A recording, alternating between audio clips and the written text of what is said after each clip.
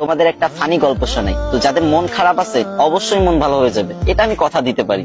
যদি হাতে কয়েক সেকেন্ড সময় থাকে তাহলে আমার গল্পটা শুনে যেতে পারো। তো ছেলেটার নাম চুঙ্কু। তার সমস্যা একটাই, সে ইংরেজিতে কথা কইবারই পারে না। কিন্তু ম্যাডাম তো রেগে মেগে পুরো আগুন। চুঙ্কু, তুমি যদি কালকে ইংরেজিতে কথা বলা না শিখতে পারো, না শিখে আসো, তাহলে কিন্তু তোমার খবর আছে। তো চুঙ্কু তো ম্যাডামের এই কথা শুনে ভয়ে ভয়ে বাড়িতে গেল। তারপরের দিন চুঙ্কু যখন স্কুলে আসতেছে, তখন অনেকক্ষণ আসার পরে দেখতেছে একটা ছেলে একটা মেয়েরে বলতেছে কলে, হ্যালো ডার্লিং।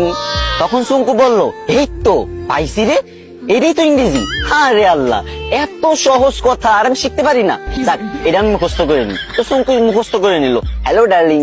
চুঙ্কু ভাবলো রাস্তাঘাটে মনে হয় মানুষ ইংরেজি বলে সবাই, তো এবার থেকে যার ইংরেজি শুনবে সেটাই মুখস্থ করে নেবে। তো চুঙ্কু আর একটু দূর আগে যাওয়ার পরে পার্কের ধারে একটা মেয়ে একটা ছেলেরে বলতেছে সেট আপ ননসেন্স।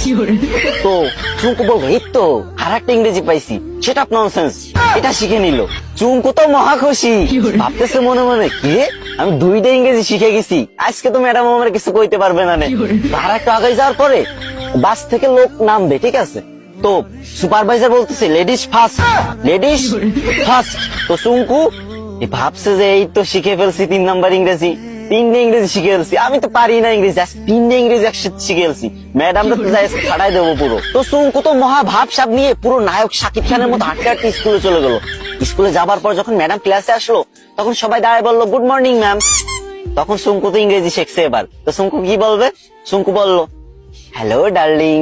এই কথা শুনে ম্যাডাম তো পুরো রাইগে মেগে ফায়ার। ম্যাডামের কান, নাক, চোখ, মুখ সব জায়গাতে আগুন বেরোচ্ছে, আরো কোন জায়গাতে যে আগুন বেরোচ্ছে কোনো ঠিক নাই, ঠিক আছে?